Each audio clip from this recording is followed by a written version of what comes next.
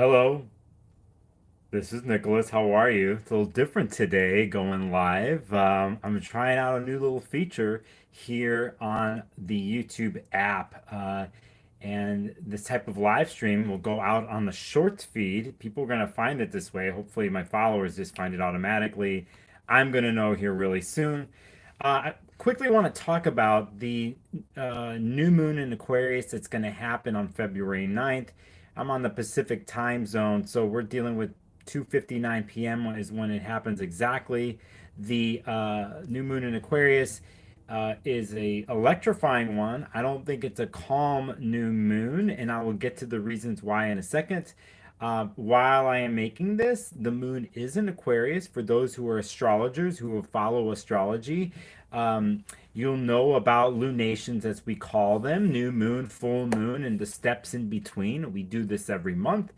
But the space and time we're right now, as I'm doing this video with the moon, is what they call a balsamic phase, and it's the phase before the new moon happens. And it's kind of the quiet, reserved, I'm in the cave phase of the moon. It's the darkest place of the moon cycle. And so when we hit the new moon officially, tomorrow at February 9th, Friday at 2:59 Pacific, we start a new monthly cycle. But on a more broader, deeper place with something like this is for those who are Aquariuses, who have major Aquarius in the chart, this particular new moon focuses on that sign and what it represents. And I want to say hi to everybody that's joining in. Hello, Canada Dry and Alex D. There's a couple of you here and some more watching. So basically, tomorrow's new moon that happens at 20 degrees Aquarius. If you have any planets in your chart that are in fixed signs, whether it's Taurus, Leo, Scorpio, or Aquarius, they're at 19, 20, 21 degrees. You'll be really affected by this. If you don't know anything about your chart, you can always get a hold of me through info. I'll send you a free chart, visual chart for free. But usually, on for the most part, Aquarius is about a certain type of individuality in the story with that, whether it's within a person or a project. And it's a story of taking something that was already made or done and taking it and synthesizing it using the mind and bringing it to a more higher, refined level. And so a lot of the words you will see related to Aquarius will be, invention, spontaneity, individuality, authenticity, an air sign that needs a lot of space to think, innovators, surprises, things that come out of the blue, things that are progressive, things that aren't normal, situations or that break from the normal line of things. So Aquarius deals with this individuation and the evolution process with individuation in the astrology world. So tomorrow, while this new moon goes on, there's another planet involved, and it's Jupiter. And Jupiter's in the sign of Taurus right now, and Uranus is another planet involved, but they're both in an interesting intertwined story. Uranus in astrology deals with erraticness and surprises and is like a lightning bolt of energy that kind of wants to break things up to whatever it touches.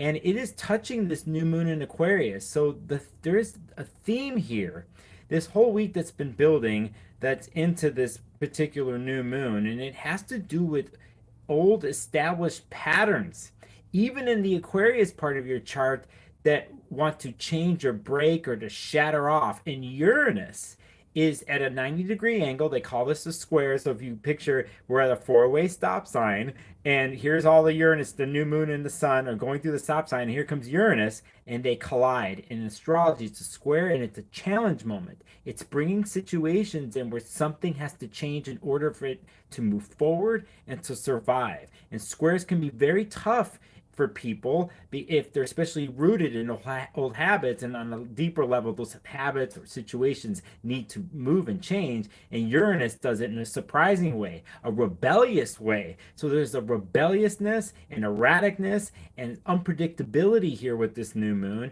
And in one sense, Aquarius can be very rooted in its own way because it is a sign that is ruled by Saturn, and it's a fixed sign, so the modality of Aquarius is fixed. It fixates with its mind and gets from point A to point B and does not want to deviate. That means it gets shit done in their mind. At the other part of it, it can have, spots they don't see and become very stubborn, like all fixed signs. So there's something here with Uranus and Taurus coming through that four-way stop and hitting the moon and the sun in Aquarius, where it's wanting to bring something new and wanting to shake it all up. Okay, so that's kind of my quickie version of all this. There's some other parts of the new moon that are involved, some sensitivities going on with Chiron and Aries and conjunct the node, with a ongoing eclipse story. But if you're keeping to basics of astrology, if you are new or at many different levels, just look to the Aquarius part of your chart and look to the Taurus part of your chart, and there's some relational activity here that's going on with that challenge. Remember, situation like this with Uranus squaring Sun and Moon, patterns can change or break.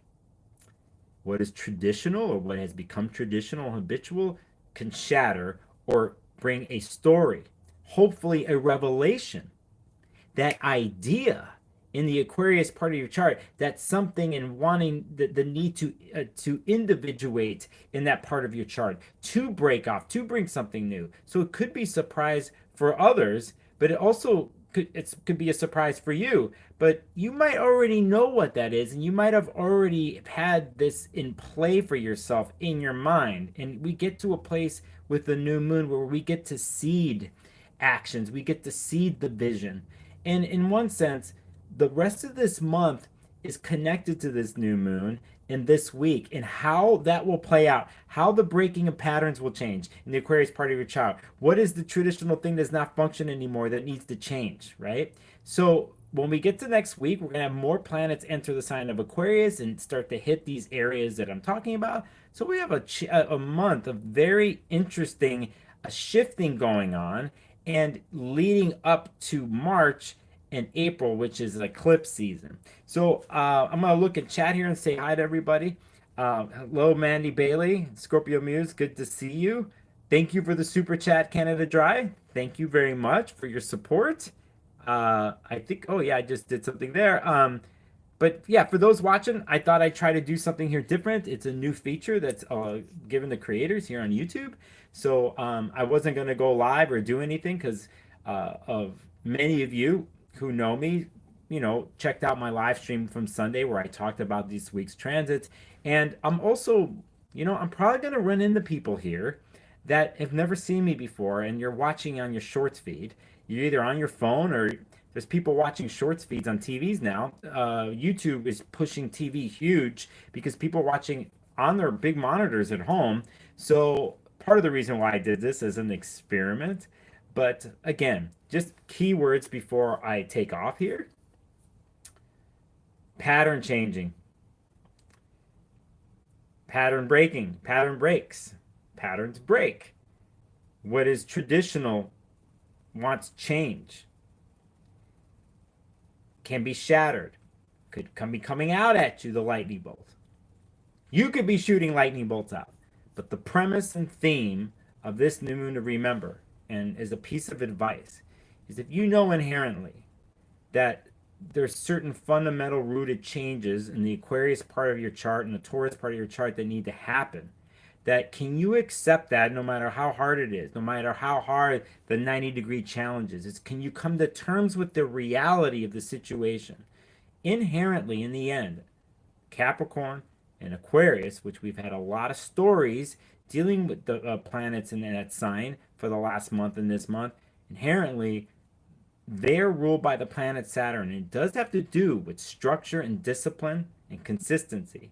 The thing about Saturn ruling Capricorn is it is about tradition. It is about things that have been rooted from the past and slowly built up upon for one to stand upon.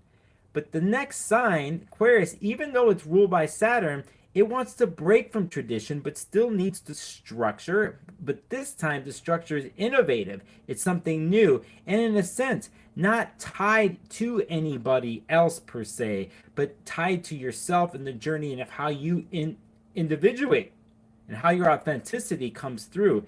Even that type of rebellion and change needs structure. in Aquarius and Uranus squaring the new moon brings that flash and that surprise and that change and break to help you do that. Jackie, good to see you in chat. Hello, House of Twigs. Good to see you. Energetic Remedies. That is my quick live stream for today. I could keep going, as you all know. I'm trying to figure out another way to do this, but again, it's a new feature. So I want to thank everybody for joining in. I have to get back to work. I'm working on some things, and if you're interested in any of this and it's your first time here, hit the thumbs up button, subscribe to me. You can see the other things I do. For those who know me, thank you. Have a nice afternoon or evening if you're on the other side of the world or way down under, down there. Hello, Timothy. But I'm going to sign off for now. I want to thank everybody, and I have to figure out how to sign off. I just realized I have there. I think that option I disappeared for a while. So I'll see you guys soon.